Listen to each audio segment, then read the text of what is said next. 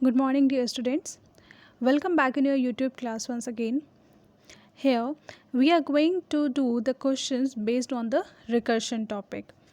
So, the question is here, a Diazyrium number is a number in which the sum of the digits to the power of their respective position is equal to the number itself. Try to understand the meaning again. A Diazyrium number is a number in which the sum of the digits to the power of their respective positions. Respective जो positions हैं उनकी जो power है, if you will add on the sum of all those, so it should be equivalent to the number. For example, see, if the number is 135, so how many number of digits are there? 3 number of digits are there, right? So 1 to the power 1 plus next digit is 3 and the position of 3 is 2, so that means 3 square plus next digit is your 5, next digit is 5 and 5 क्या हो जाएगा, 5 is placed at third position, so power will be what? It will be 3. So when you will find out the sum of this, 1 raised to the power 1 plus 3 raised to the power 2 plus 5 raised to the power 3. So if you will add on this sum, you will, if you are getting the number, that means sum equal to the original number, then it is a Diazyrium number, else not. Clear? Now this question we need to do using recursion. So descriptions are given here.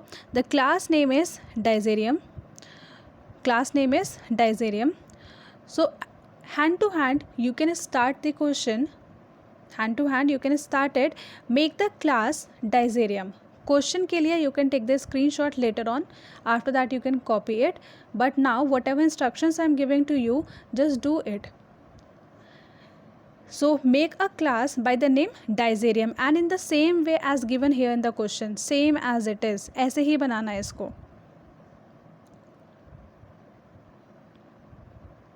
ठीक है. Next is your data members. Data members is num and size. Now declare int num comma size in the class. Right? Next, member functions are given. First is your Diazyrium int double n. Now what is this? This is having the same name as that of the class name. It means it is a constructor which is taking one parameter. So parameterize constructor to initialize the data member of like this one. Size equivalent to 0 and num equal to double n. Make it yourself. And I assume that you can do this one very well. So Diazyrium means you will make it what? As you know, constructor do not have any return type. So you write it here Diazyrium int double n, and what you need to do is, given here num is equal to double n and what will be the value of size? 0. Clear? And then closing of constructor like that. Next is void count digit. Now read out the instruction here. What is the use of it?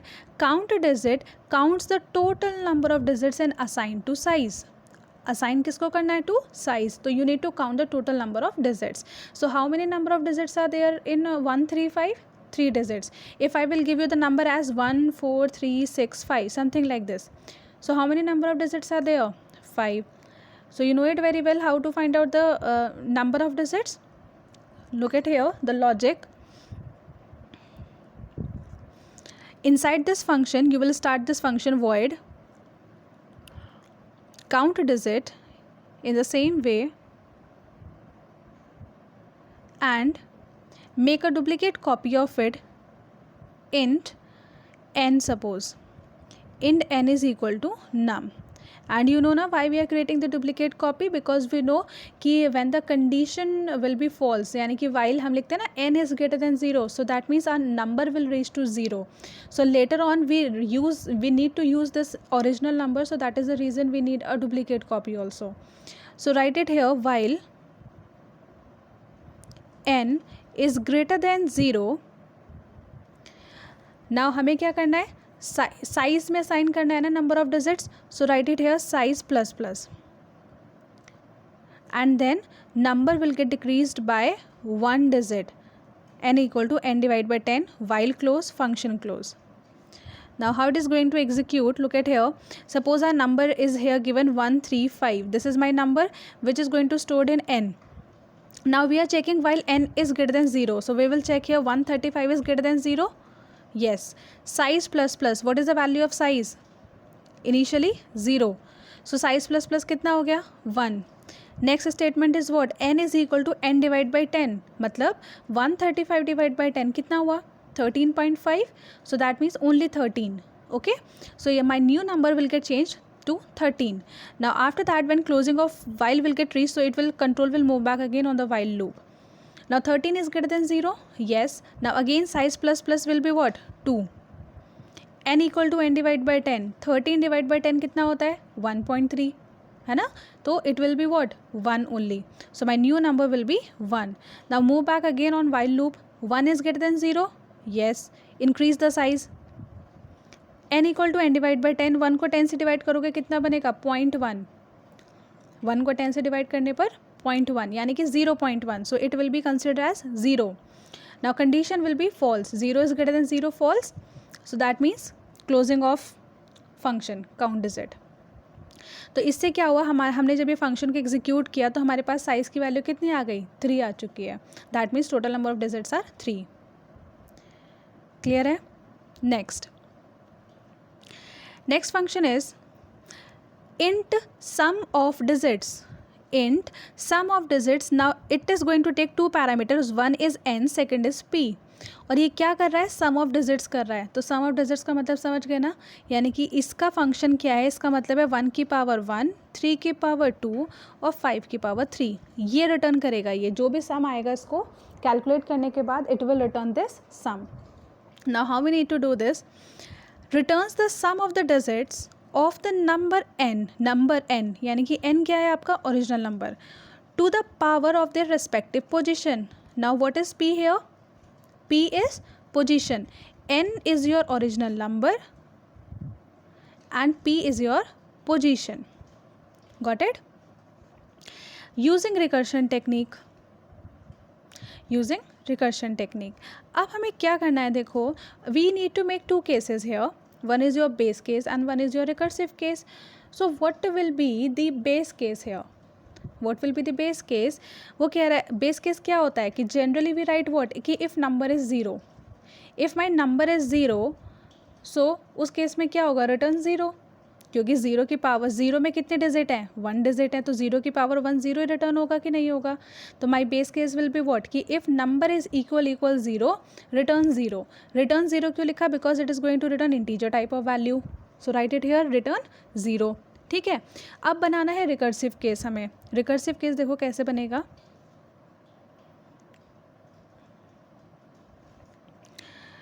अब हमें कुछ ऐसा करना है कि मुझे पहले निकालना है 5 की पावर 3 प्लस मुझे फंक्शन सम ऑफ डिजिट्स फिर से कॉल करना है for the number 13 and now power should get reduced by 1, यानी कि अब मेरे पास जाना चाहिए फंक्शन 13,2. ठीक है. आप ये वर्किंग समझिए. अगर आपको ये वर्किंग समझ में आ गई ना, then you can make the logic of it very easily. बहुत आराम से बना सकते हो. ठीक है. Now this function will be called again. अब क्या पास हो रहा है? नंबर 13,2. सो अभी भी नंबर देखो. अब ये क्या है? This is your n, this is your p. So now check again the base case will get executed कि इफ़ n इज़ इक्वल 0. क्या 13 0 के इक्विवेलेंट है? नो. सो इसका मतलब मुझे क्या करना है? 3 का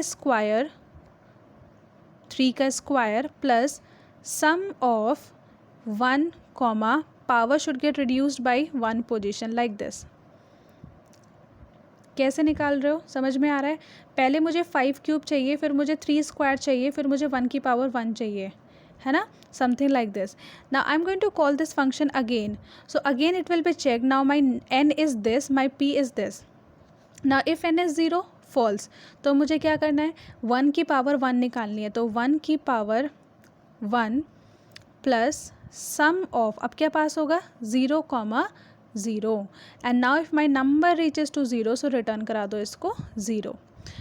ये होगी मेरी वर्किंग. अब वर्किंग से ज़रा रूल ड्राइव करने की कोशिश करते हैं. कि कैसे बनेगा. देखो ज़रा यहाँ पर, this is your 5 cube, this is your 3 square this is your 1 raise to the power 1 and this is your 0. So क्या हमें ऐसा कुछ, जब हम एडिशन कर रहे हैं तो मुझे ये मिल चुका है 1 की पावर 1, क्योंकि जब हम ऊपर की तरफ मूव करेंगे so it will be 1 to the power 1, 3 raise to the power 2 and 5 raise to the power 3. Isn't it? मिल रहा है ना. अब ये जो हमने स्टेटमेंट लिखा है दिस वन, ये this and this, now how we are going to calculate this.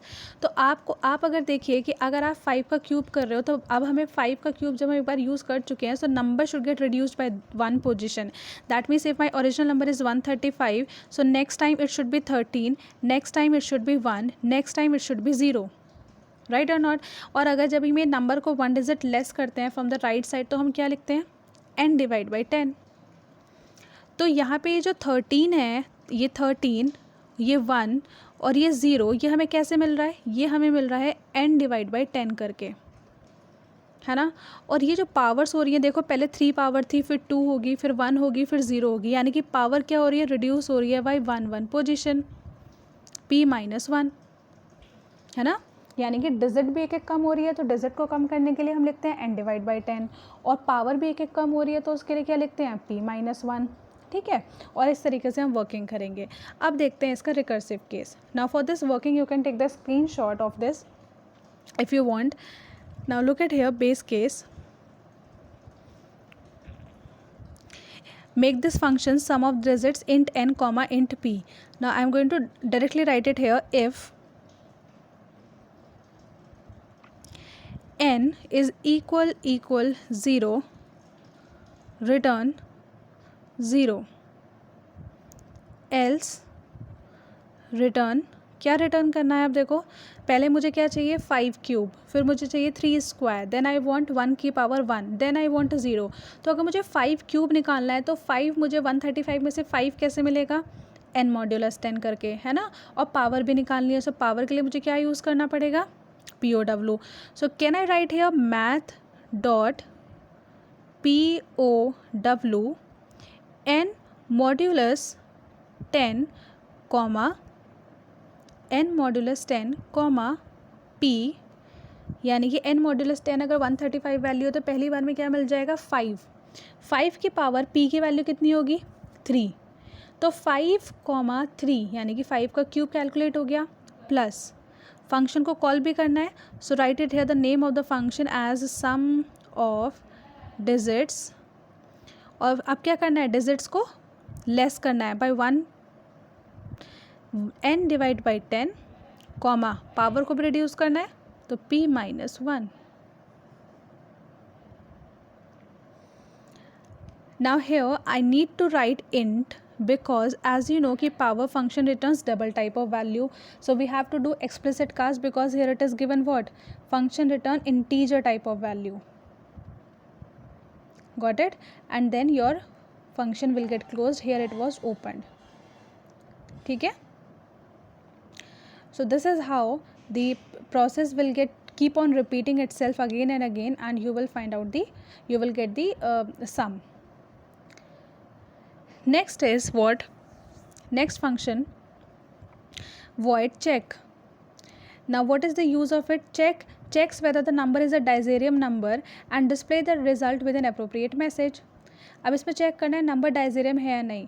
अब जब मुझे नंबर यहाँ चेक करना है तो डायजेरियम चेक करने के लिए मुझे इस फंक्शन को यहाँ एक्सेस कराना पड़ेगा, यस और नो. क्योंकि मुझे चेक कहाँ करना है, वॉइड चेक के अंदर. और क्योंकि सम कौन कैलकुलेट कर रहा है, सम डिजिट्स, तो मुझे इस फंक्शन को यहाँ पे एक्सेस कराना पड़ेगा. Then I apply the condition. So you will write here void check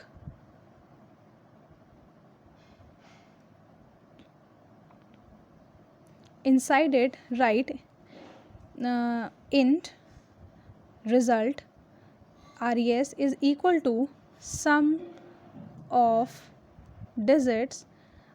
अब क्या पास करना है, ओरिजिनल नंबर ही पास करोगे ऑब्वियसली, n कॉमा पावर कितनी है, पावर होती है 3, लेकिन एवरी केस में तो 3 नहीं होगी ना. So I can not write power value of power as 3.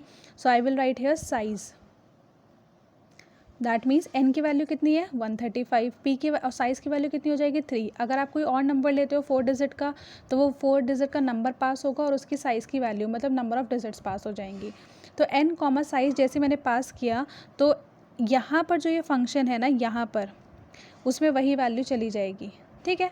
उसके बाद में you will apply if condition, if res is equal n, अगर नंबर हमारा original number, it is not n, it is actually num, it is num.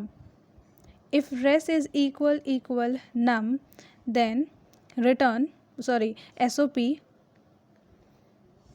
double quotes में Dicerium number, write it here, message Dicerium number, else SOP not a Dicerium number. After that close the function after writing else and SOP. Got it? Then what you will do, define the main function also given here, define the main function to create the object. So as you know here that we have already called sum of digits here, so हमें किसको call करना है, this and this, only 3 functions inside the main. So what you will do, and see, to use the constructor, to call the constructor we need to pass a parameter. यहाँ पे देखो ये parameter receive कर रहा है ना, तो ये पैरामीटर किसकी वैल्यू है, नंबर की वैल्यू है, तो नंबर कहाँ इनपुट होगा, मेन के अंदर. Number will get input into main function, क्योंकि वो कंस्ट्रक्टर में क्या होगा, फिर पास हो जाएगा. तो कंस्ट्रक्टर के अंदर डबल एन में जो भी वैल्यू आएगी वो किस में चली जाएगी, नम के अंदर.